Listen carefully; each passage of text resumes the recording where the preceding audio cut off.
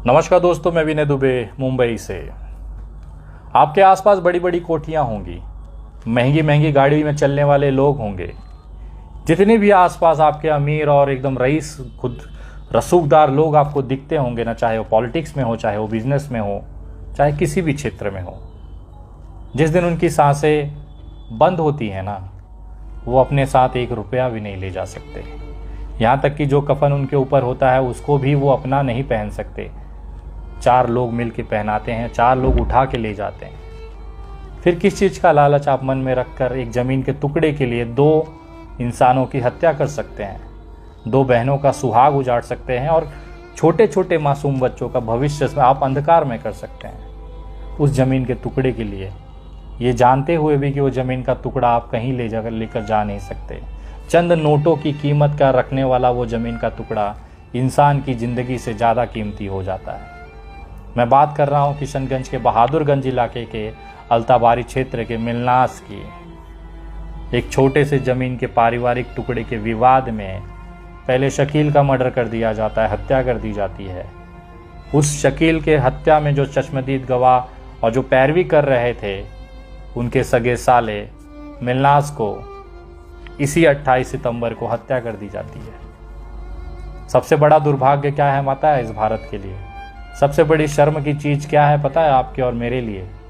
एक 3 साल का बच्चा अपने पिता के इंसाफ के लिए हाथ में मोमबत्ती और पोस्टर लेकर सोशल मीडिया पर आवाज़ उठा रहा है। इससे बड़ा शर्म वाला कोई घटना इस भारत में आप देखे होंगे? सबसे तकलीफ दे वाली चीज़ है कि एक 3 साल के बच्चे को मैदान में उतर के अपने पिता को इंसाफ दिलाने के लिए लड़ना पड़ रहा है। उसके हाथ में लिखा क्या है उसे ये नहीं पता। मोमबत्ती पकड़े हुए इंसान क्यों खड़ा होकर फ़ोटो खिंचवा रहा है उस बच्चे को नहीं पता। उसे नहीं पता कि ये जो हज़ारों लोग मेरे आसपास कैमरा लेकर खड़े हुए हैं वो क्या कर रहे हैं। जब उससे पूछा जाता है कि तुम्हारे पिताजी कहाँ हैं, क्या कहता है पता है आपको? देखिए। पापा को नहीं आया पापा? अल्लाह को चलेगा। अल्लाह को चलेगा और रोज भी नहीं रोज भी तो अंकल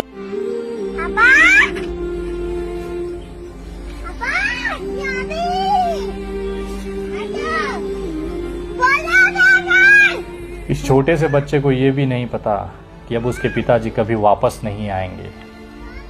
जमीन का वो टुकड़ा कितनी ही जिंदगियां को सत्यानाश कर दिया, खत्म कर दिया, लेकिन ये भूख आप लोगों के अंदर, मेरे अंदर क्यों नहीं मिटती? ये जानते हुए भी कि इस ज़मीन के टुकड़े को, इससे मिले हुए नोटों को आप केवल अपने पेट की भूख के लिए इस्तेमाल कर सकते हैं, ये कहीं नहीं ले जाया सकता। लेकिन फिर भी हम लड़े पड़े हैं ज़मीन जायदादों में, नोटों में, इंसानियत को मार रहे हैं रोज़। इस बच्चे को इंसाफ दिलाना हम सब की जिम्मेदारी है। कुछ दिन पहले अल्ताबाड़ी में एक घटना घटती है। ज़मीन विवाद को लेकर एक ही परिवार के 2 गुटों के बीच में समझौता कराता है वहाँ का पंचायत। ये जो आपके स्क्रीन पे 1000 रुपये का स्टैम्प पेपर पे आपको कुछ लिखा हुआ सा दिख रहा है, यही है इस पूरे हत्याकांड की असली जड़। एक छोटे से ज़मीन के टुकड़े को विवाद को लेकर एक पंचायत बैठती है। इस 1000 रुपये के टुकड़े के ऊपर उनकी ज़िंदगियाँ लिख दी जाती हैं।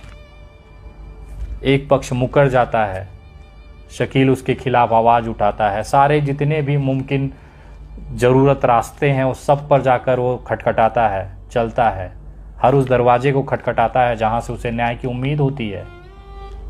जब लगता है कि शकील अब हावी हो जाएगा, ज़मीन हमारे हाथ से छूट जाएगी, तो सामने वाला पक्ष शकील की आवाज़ को ख़त्म कर देता है, उसकी सांसें रोक देता है। ये सारा आरोप खुद मिलनाज ने मैं मरने से पहले अपनी पुरानी वीडियो में कहा था। सुनिए मिलनाज का वो वीडियो जो चीख चीख के गवाही दे रहा है कि मिलनाज की और शकील के हत्याकांड में कौन आरोपी है। मामला हुआ था आज? मामला ये हुआ था, सबसे पहले तो वो लोग मर्डर किया।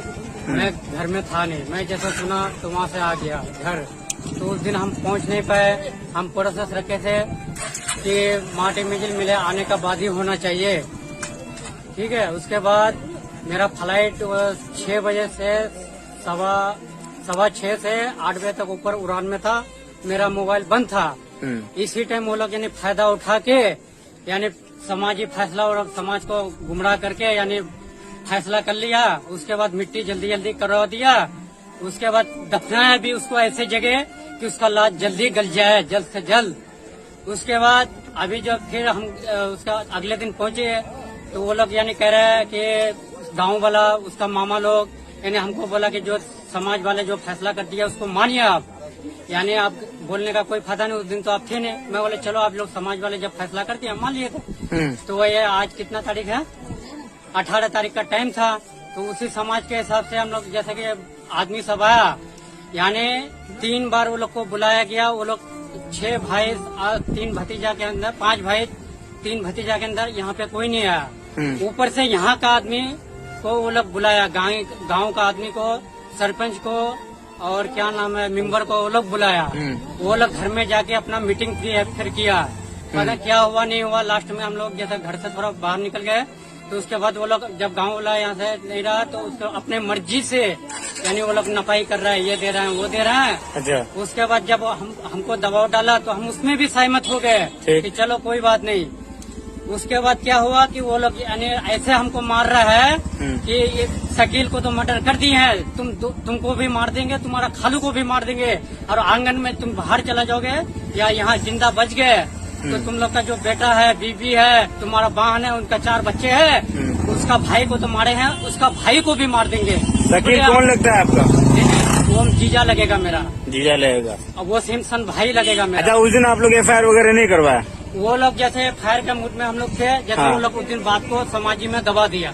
अच्छा। जैसे दबाव डाल के हम लोग के ऊपर साइन वाइन करवा लिया। पता नहीं पुलिस प्रशासन अब किस चीज का इंतजार कर रही है कि अभी तक आरोपियों की गिरफ्तारी नहीं हो पाई है।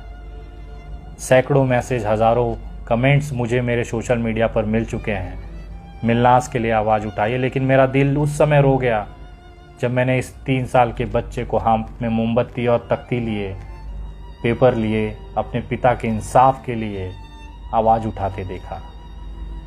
कितना भी ताकतवर आपका दिल हो, लेकिन एक बच्चे की इस तरह की तस्वीर आपको रुला सकती है। सोचिए उस बच्चों के भविष्य का क्या होगा, उस विधवा पत्नी का क्या होगा जो अरमान लेकर मिलना से विवाह करके अपना एक घर संसार बसाना चाहती थी।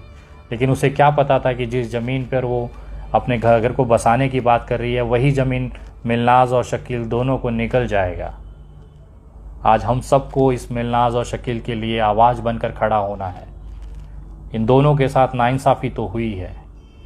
हत्या, किसी इंसान को मारना इंसानियत के लिए सबसे बड़ा खतरा है और आज भी आरोपी खुलेआम घूम रहे हैं।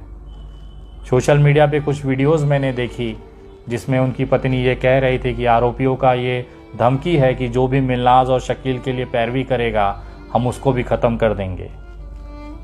तो विनय दुबे शकील और मिलनाज की पैरवी करेगा, आप यहाँ पर गोली मारिएगा मुझे, मैं देखना चाहता हूँ। इस बच्चे को इंसाफ दिलाना अब इस पूरे देश का मकसद होना चाहिए। मैं किशनगंज और बहादुरगंज के उन लोगों से, उन युवाओं से कहना चाहता हूँ कि क्या आपकी इतनी हैसियत नहीं है कि इस बच्चे को, रोते हुए बच्चे को आप देखकर भी आपका दिल पसीजता नहीं है, उसे इंसाफ नहीं दिला सकते। मैं शनिवार किशनगंज बहादुरगंज के अल्ताबारी आ रहा हूँ। इस परिवार को मिलकर सांत्वना दूंगा, अपनी तरफ से एक छोटी धनराशि इस परिवार के भविष्य के लिए दूंगा। लेकिन अगर आपको लगता है कि इस परिवार को आप आवाज़ उठा सकते हैं तो सोशल मीडिया पर जितना हो सकता है मिलनाज और शकील के लिए आवाज़ उठाएं। आप अगर इस परिवार को मदद करना चाहते हैं तो सोशल मीडिया के साथ साथ आर्थिक तौर पर भी मदद करें। मैं तमाम बिहार के लोगों से निवेदन करूंगा कि आगे आएँ, इस परिवार को मदद करें। शनिवार को दोपहर में पहुंचूंगा इस परिवार के पास। अगर आप लोग भी इस बदनसीब बच्चे के रोते हुए आंसू को देखकर इस भविष्य के लिए या इस परिवार को आर्थिक मदद के तौर पर, क्योंकि न्याय की लड़ाई में बहुत ज़रूरी होता है आर्थिक मजबूत होना, क्योंकि ये प्रक्रिया बहुत लंबी होती है। एक समय ऐसा आएगा कि लोग नाम भूल जाएंगे, मिलनाज और शकील नाम के किसी इंसान की हत्या हुई। आपके द्वारा दिया हुआ ये आर्थिक मदद इस परिवार को न्याय के लिए लड़ते हुए वो ताकत देता रहेगा जो इस परिवार को सबसे ज़्यादा ज़रूरी है।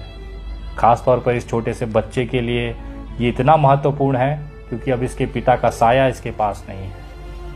अगर आप लोग भी इस परिवार को मदद करना चाहते हैं तो आप मेरे गूगल पे, पेटीएम, UPI नंबर 9867225779 इस नंबर पर आप भेज सकते हैं।